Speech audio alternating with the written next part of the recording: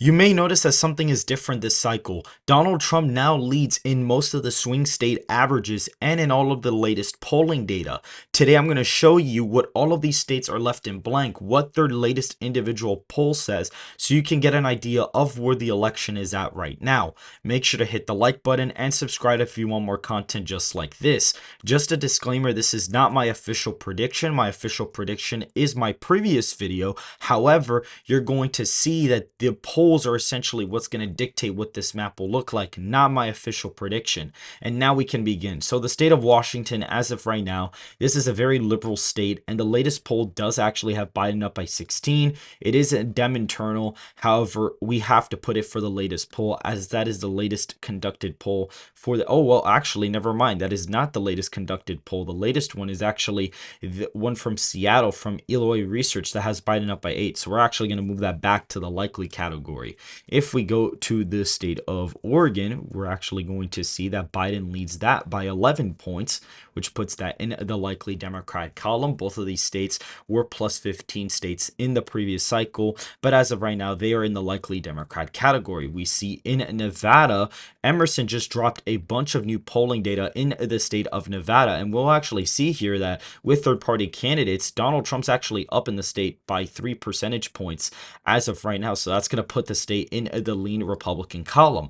If we go to the state of Arizona, we're also going to see that they have released a new batch of polling data here where Donald Trump leads by 3 percentage points with third-party candidates included. That's also going to put the state of Arizona in the lean Republican margin. Both of these states vote similarly together in certain ways. They have similar demographics. However, Arizona is trending more to the left. Nevada's moving more to the right. However, this cycle, they seem to be voting together for President Donald Trump in the latest polling aggregates. We can see in the state of Colorado, the latest poll in the state has Biden up by 10 percentage points. This is a very liberal trending state, has been moving to the left since 2008, away from the Republicans from the early 2000s. We're going to be putting that state in the likely Democrat column. Just a disclaimer, a margin of basically 0 to 1 is essentially a tilt margin, 1 to 5 is lean, 5 to 15 is essentially likely, and anything above a 15-point margin is essentially safe. That's basically the guidelines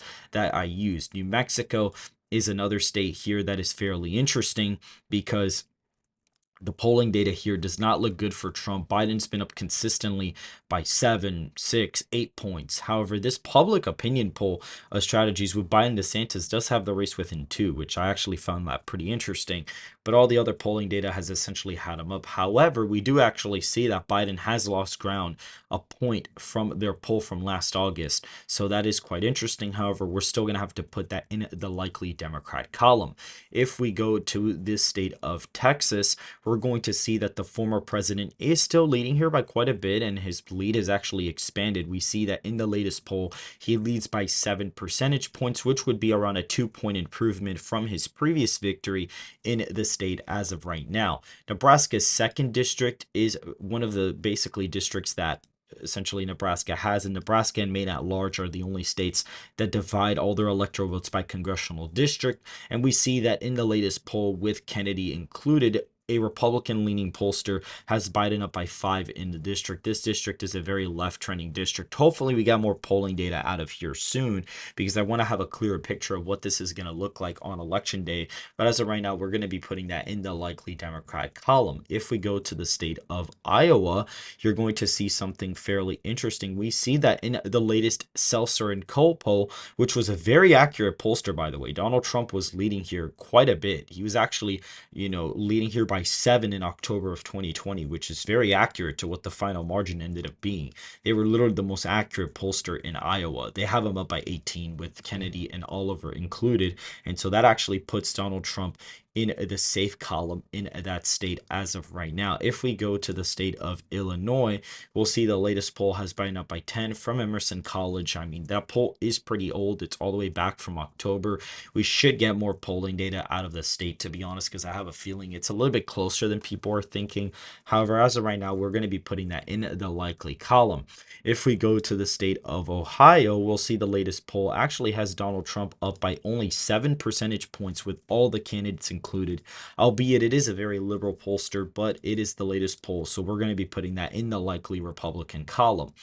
In the state of Florida, we actually see that the polling average is actually shrinking a little bit for Donald Trump. He's gone from about an 11-point lead just down to 8 points. So he's lost about 3 points since basically the middle of May, essentially, which is quite interesting. But the latest pollster, does have Trump up by 6, which would be around a 3-point improvement from the previous cycle. So that does actually put him in the likely Republican category.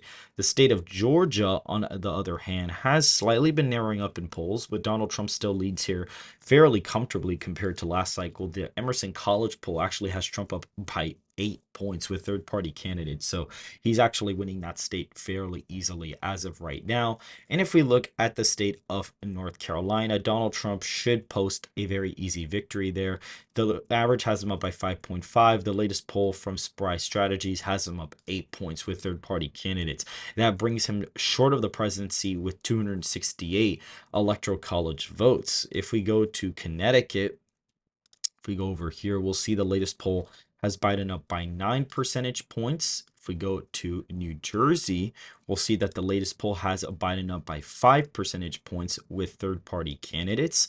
In Delaware, there is a third-party poll only with Kennedy going against both candidates, but Biden is at 46, Trump is at 36, so it's technically Biden plus 10. Rhode Island has no really, well, actually there is new polling data, but it is in the safe column. It's like plus 20 and plus 19, so we're going to be putting that in the safe Democrat column. State of New York actually just had a new poll where Biden is only up in the state by 8, and that's down a point from their last poll back in May. So that is not great for the state of New York, and I actually expect that lead to continue to shrink in polling data. We may have the state as like a plus 5, plus 6 polling state by the time we actually make it to the election, which I think is very concerning for Biden because the polling error in New York was actually about 6 points against Donald Trump. And so if Biden is leading in the average by 6, the state theoretically could actually be in the danger zone of flipping. Now, that does sound crazy, but Biden was leading the average by 28, 29, and he only ended up winning by 23. And now he's leading by 7.5 in the RCP polling aggregate. So that is a bad look for him in the state of New York. If we go to the state of New Hampshire, Biden's actually polling decent here. The latest poll with third-party candidates has him up by essentially 3 points. So we're going to be putting that in the lean Democrat column. In Maine's first and Maine's second, we'll clearly see that in the latest poll, if I can get it, where is Maine? There it is. We can see Donald Trump does lead the state. If we find all of the third-party candidates, I don't know why they have so many different versions of the same poll. Essentially, I guess this is what we're going to be using about here. So as of right now, we have it even plus Trump 1. So we're going to basically lean it in Trump's column. Main second would presumably be likely there. And Donald Trump has actually already won the electoral college here, by the way. He hasn't even touched any of the Rust Belt states or Virginia, and he's actually already up.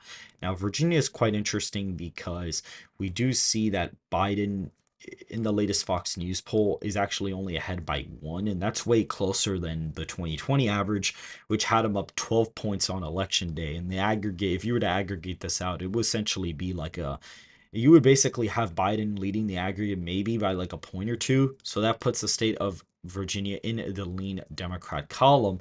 And we have the rest of the Rust Belt states. And we're going to be going from Pennsylvania to Minnesota. We'll see in the state of Pennsylvania, the latest poll from Emerson actually has the state. The polling aggregate has gotten way closer. It's actually only 0.2. The latest poll does have Donald Trump up by 3 percentage points with third-party candidates. So that is going to put the state in the lean Republican column. We do have the state of Michigan, where Biden actually leads the aggregate now by 0.6. And we see that Donald Trump in the latest poll leads by 2. So we're going to be leading that in the Republican column now. And if we go to the state of Wisconsin, we will see that right now Donald Trump actually lost the lead in the polling aggregate. He's actually down by 0.4 percentage points. And we see the latest poll with third-party candidates has him up by 2. So we'll be putting that in the lean Republican column. And in the final state of Minnesota, which is very interesting, Emerson also polled the state of Minnesota. And what's quite interesting here, or Emerson, you actually see with third-party candidates, Trump actually leads by 1 in Minnesota. So we actually can plug that in and just get that election result. And essentially, the polling, the latest polling in every single state basically lines up with my official prediction. Donald Trump, in my prediction, gets 323 because he wins Nebraska second, but doesn't win Maine at large. But my map is very similar to what the polling data is actually showing as of right now, at least from the latest individual pollster. The averages have gotten a lot closer, and Biden's actually taking the lead in Wisconsin and Michigan in polling aggregates. He's still leading somewhat in Minnesota and Virginia, but those polling averages are way closer from 2020, and so are all the other polling averages, by the way.